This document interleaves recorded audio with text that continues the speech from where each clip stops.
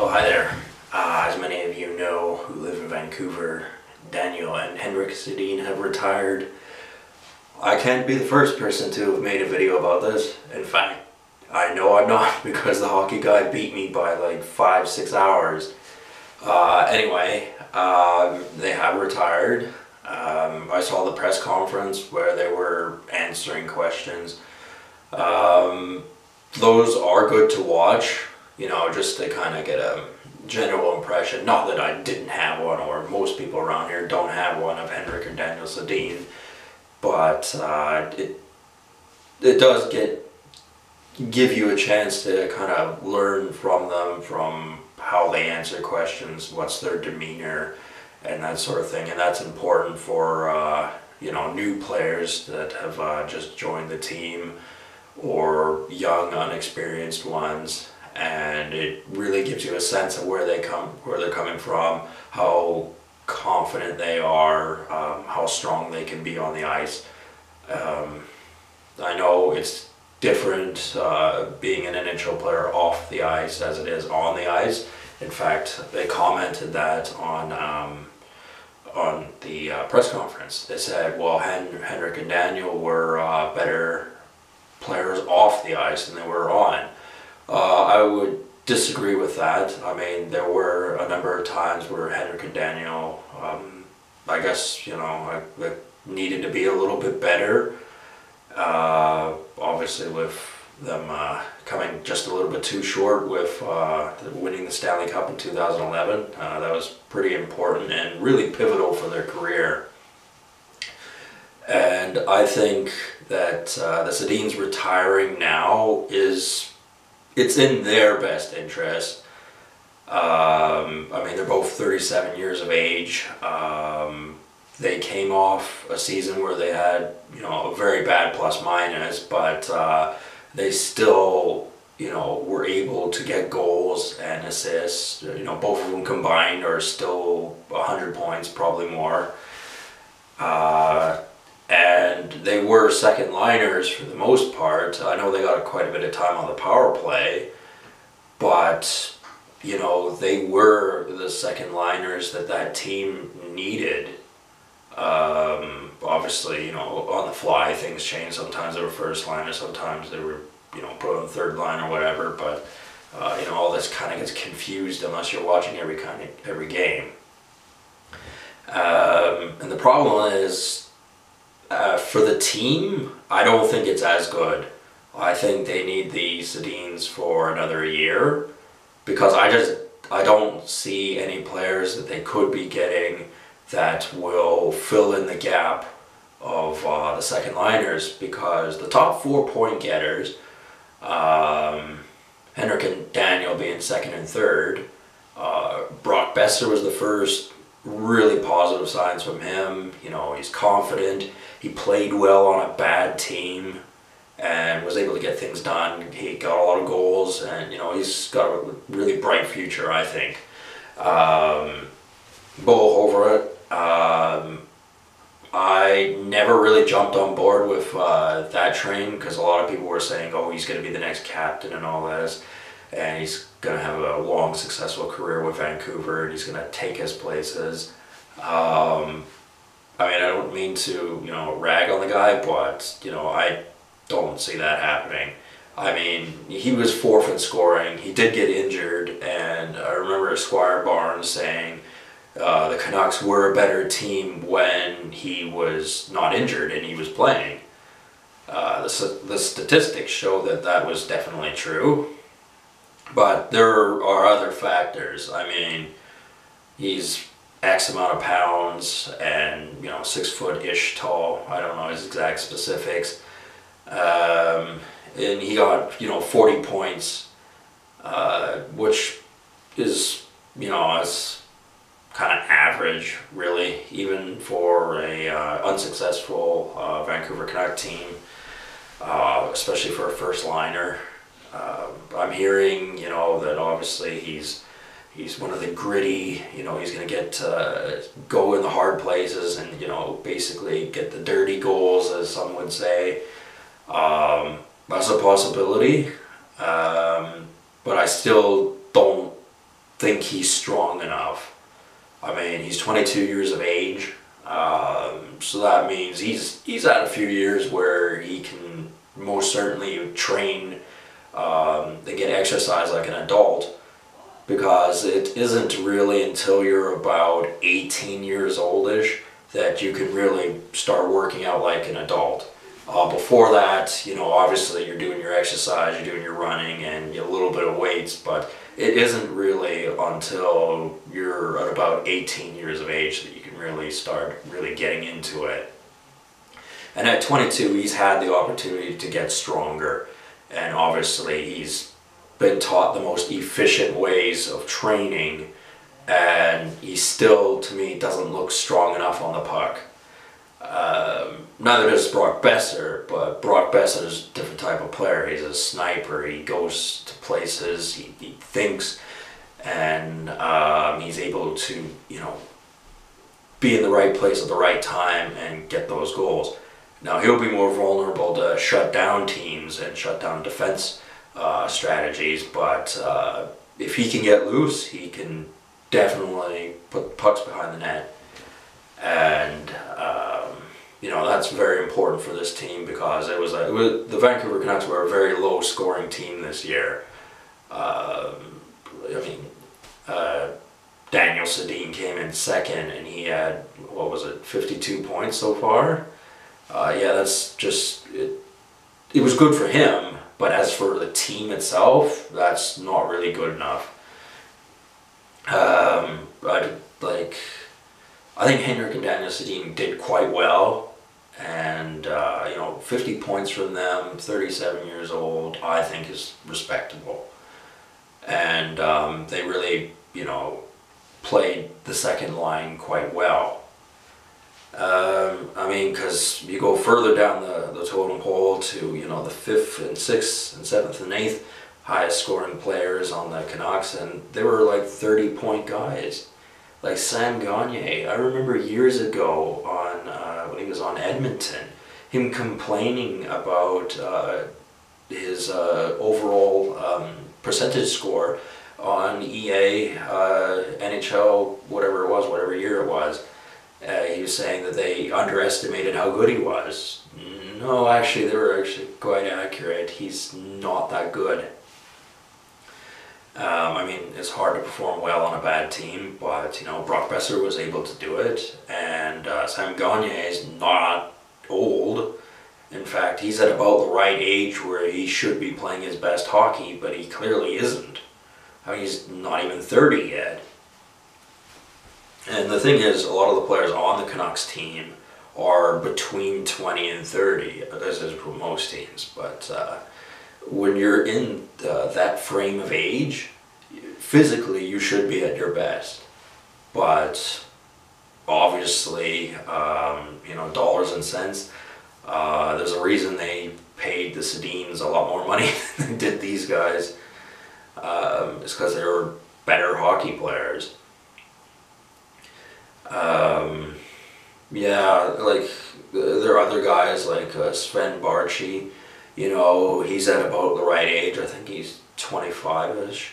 And he's at the point where he's obviously, because he's a professional hockey player, he's been working out all these years. He should be, more or less where he's got to be physically to play at an NHL level. But it's not translating on the ice.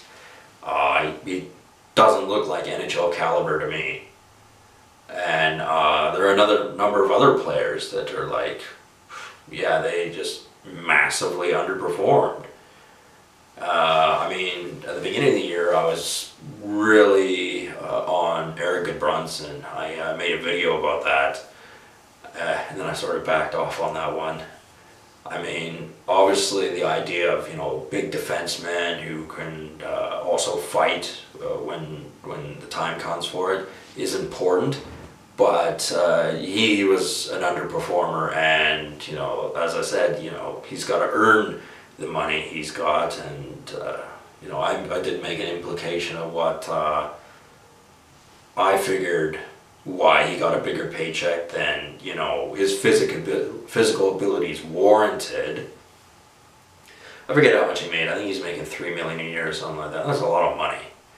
And, you know, for a mediocre player, that's, you know, that's really saying something.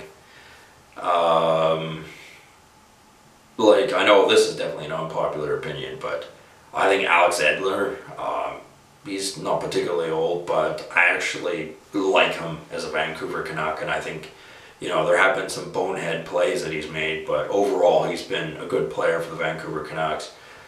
And the best defenseman they have as far as point production, you know, arguably Chris Tanev is their best defenseman. He's been injured a little bit this year, but you know, you can't rely on him for maybe just that little extra push when it comes to offense. And you do need that from one or two of your defensemen. You need that ability to have players that can back you up and, you know, come out with an unexpected goal. That's what good teams have. So that's why I think Alex Edler actually, although his plus minus again was abysmal, I still think he was one of the better Canucks this year, in my opinion. Yeah, there's just like, you know, with Henrik and Daniel gone, there will be cap space, but will the Canucks organization actually bring in someone and, you know, they're not just going to totally collapse as soon as they put on a Canucks uniform? A lot of people had big hopes for Louis Eriksson, and oof, I mean, from the outside looking in, for, you know, average hockey fans, they may go, well, he's just got excuses and things like that, and blah, blah, blah. I don't really think that's fair. I mean, he has reasons, probably from his point of view, why he's underperformed, and I would be willing to listen to why exactly that might be. But, I mean, you know, you got to shake off that they're just making up excuses for being bad and all that. And, you know, that's not fair because, you know, the NHL, as I've said in other videos, is a big corporate propaganda apparatus that makes money. And it's sports entertainment, which is copyrighted and owned by the NHL Corporation and whomever owns the NHL Corporation. I mean, when you're talking about that kind of money, you don't really know who runs the show or what they're doing and why, and all these, so many complicated variables. But anyway, laws of the universe right now, Canucks yet again are missing the playoffs, so that's, you know, not good news. But this video was more about how Henrik and Daniel Sedin are going to retire, and I think they're retiring at a good point at their career. They're still excellent players. I think they definitely could do another year, but their point production probably will slow down. And the Vancouver Canucks are probably a couple of years away from being, you know, good to very good team again. If, you know, owners, management, if they play their cards right, then, you know, Vancouver could be the, you know, the 2011 team that he was before. But I mean, there's just some elements that I knew they weren't going to work out at the beginning when I heard about them years ago, and they haven't worked out. And that's guys like Brandon Sutter.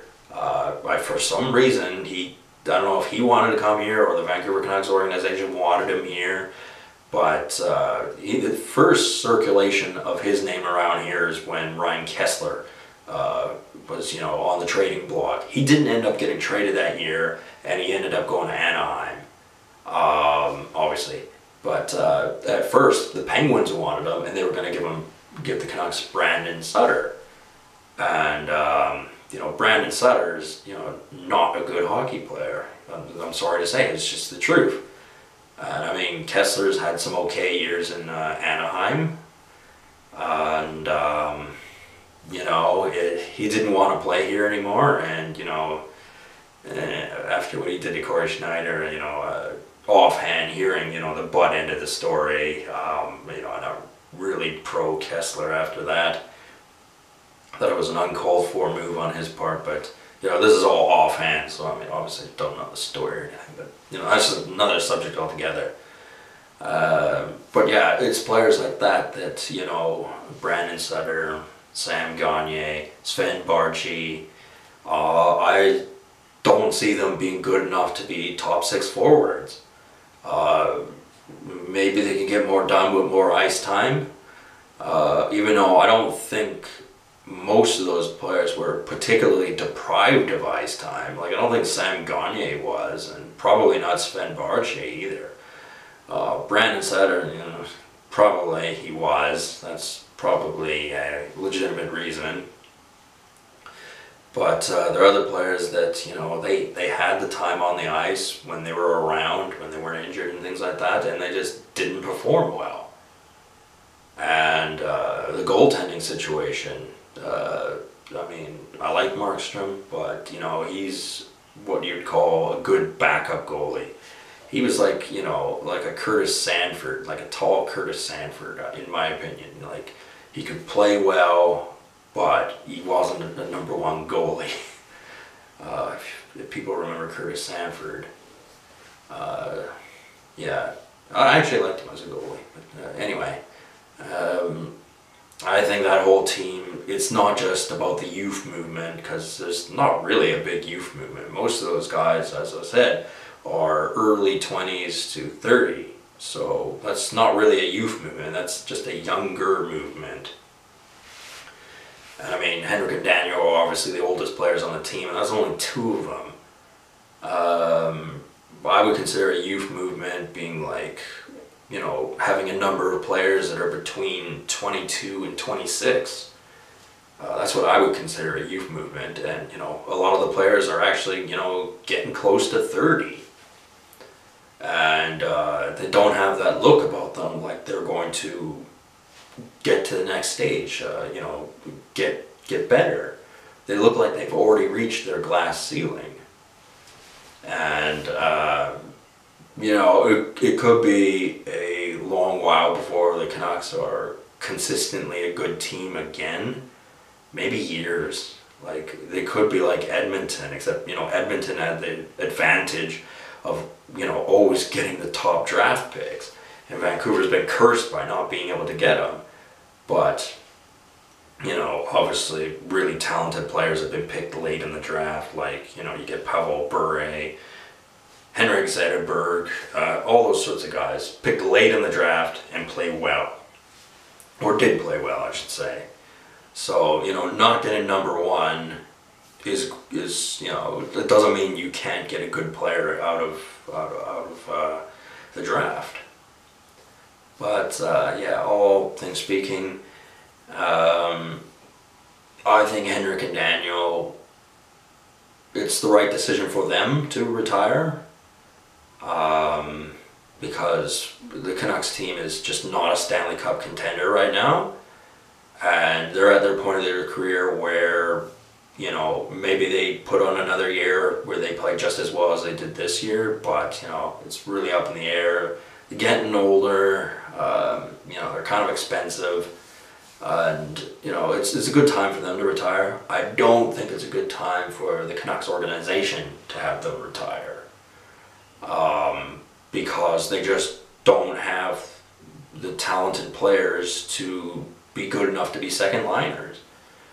I know it's a harsh thing to say, but unless the Canucks bring in somebody that really can get the job done, and you know, a lot of the players they have done in the last few years where they figured they may be difference makers, you know, they obviously weren't first liners, but you know, there was Sam Gagners and the Sven Barchis and things like that, and they're just, you know, not getting the job done. And you know, the Canucks will probably go for someone, but you know, the law of averages, it's looking like it'll be, you know, another player that's like, ooh, the second they came here, it's like their gameplay just fell apart. It's like they forgot how to play hockey or something.